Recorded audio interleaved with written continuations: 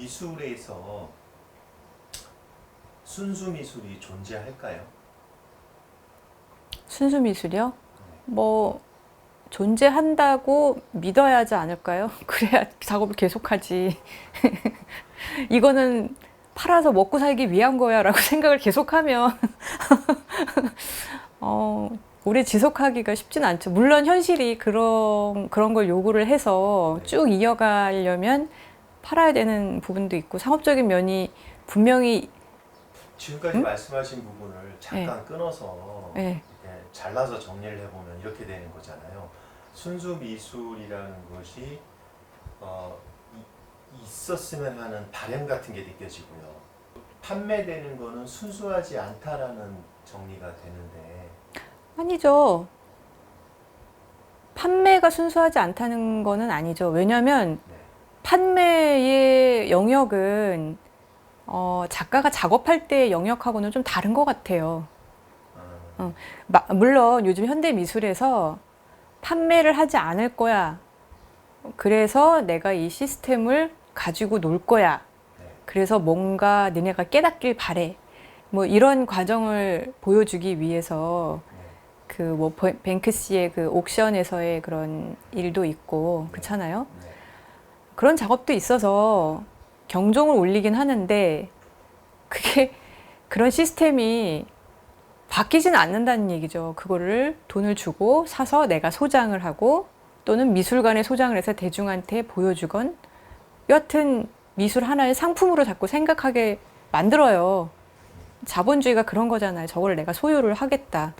근데 그거를 작가가 적극적으로 이용할 수도 있고 적극적으로 부정을 할 수도 있고 그럴 수는 있지만 그 시스템 자체가 다시 흡수를 한단 말이죠. 일단 어떤 자세이건 간에 뱅크시의 작품도 다시 소유가 된단 말이죠. 결론적으로는 다시 결국 그렇게 아무리 거부를 해도 다시 그 시스템이 그렇게 돌아간단 말이죠. 그래서 그거를 생각을 했을 때 어디까지 내가 순수 미술이라고 생각을 하고 받아들여야 되느냐 사실 그 결정이거든요.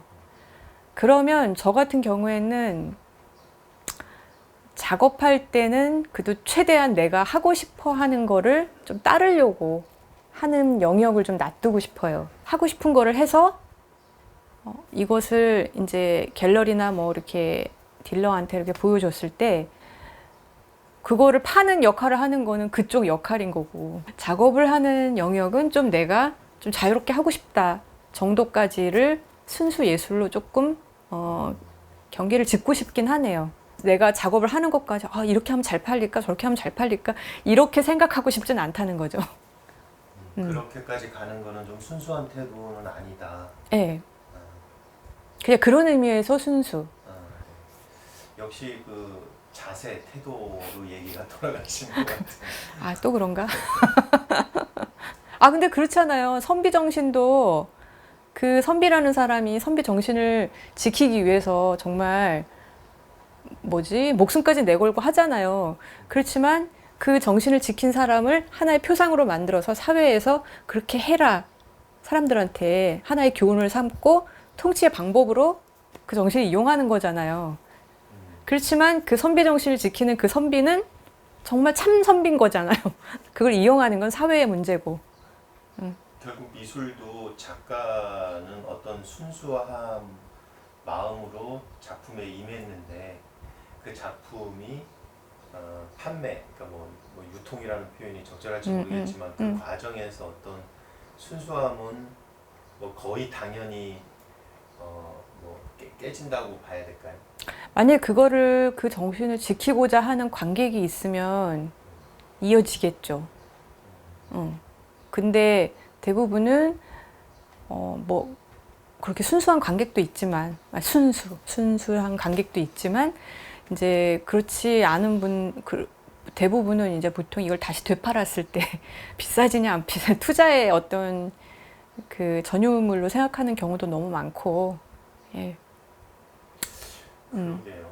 이렇게 미술 작품이 투자의 가치로 그림을 이렇게 내보이는 전시하는 작가 입장에서는 그렇게 팔리는 건 좀 아니지만 그래도 누군가에게 소유가 되고 그 사람에게 그거를 기쁨을 줄 수 있으면 좋은데 이제 그게 금전적인 것만으로 제한되지 않았으면 좋겠다.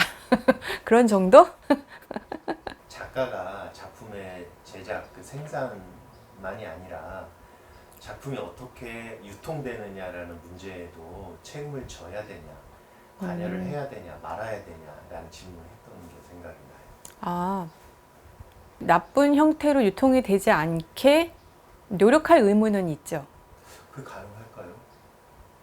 일단 작가에게서 1차적으로 넘어갈 때, 전달이 될 때 그 과정이 조금 더 양성적이길 바라죠.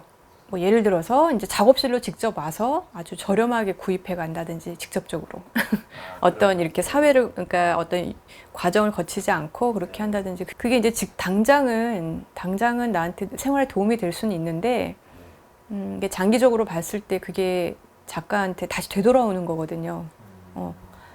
그러니까 그런 거는 저희가 이제 조금 가려할 수 있잖아요. 그리고 정확하게 계약서 같은 거를 조금 꼼꼼히 봐서 작성을 하고 전시가 이루어지면, 요즘은 다 그렇게 표준 계약서가 있어서 네. 그렇게 이루어져요. 웬만하면. 작품이 판매되는 시장이랄까, 그 구조 안에, 그 시스템 안에서 판매가 이루어지는 게 좋다고 보시는 거죠.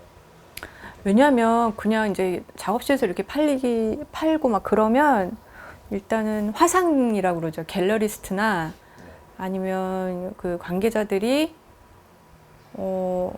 자기 갤러리에 누가 그 사람을 초대해서 전시를 하겠어요. 훨씬 더 비싸게 팔려고 할 텐데, 그러면은 그걸 보는 저 작가는 작업실에서 그림을 살 수 있대, 싸게. 이렇게 되면 그렇잖아요. 누가 갤러리에 가서 사겠어요. 그러면 그냥 갤러리에서는 그 사람을 초대 안 하는 작가가 되는 거고, 그 작가는 이제 뭐 자기가 대관을 해서 그냥 전시를 하지만 제 가격으로 받진 않겠죠. 좀 다 끝난 다음에 뭐 작업실에서 좀 저렴하게 판다든지 또 이렇게 하겠죠. 한번 그렇게 되기 시작하면 계속 그렇게 되는 거예요. 그리고 그것이 이제 글쎄요. 일종의 시장이 망가진다. 그쵸. 좀 근데 이제 작가 입장에서는 그래도 팔리면 좋은 거 아니야? 이렇게 하는데 그렇긴 한데요. 저도 몇 번 그런 제안을 이렇게 어떻게 연락처를 아셔서 이렇게 하시곤 하는데 그냥 갤러리를 통해서 예, 구입하세요. 그냥 이러죠. 지금 어디 전속으로 소속되어 있는 데는 없죠? 예, 없어요. 근데 이제 그렇게 저는 작업하는데 시간이 많이 걸리기 때문에 그렇게 팔면 전시를 할 수가 없어요. 전시할 때까지, 개인전이나 뭐 이런 거 할 때까지 작품을 모아야 되거든요. 중간에 빠져나가면 안 되고, 작품 하는데 시간이 많이 걸리는 저 같은 작가들은 그렇게 하기가 어렵고요. 다작이 가능한 작가들은 잘 모르겠네요. 그동안 찍은 거 음. 보고 하다 보니까요. 네. 진짜 송 작가님은 작품이 이게 한정돼 있더라고요.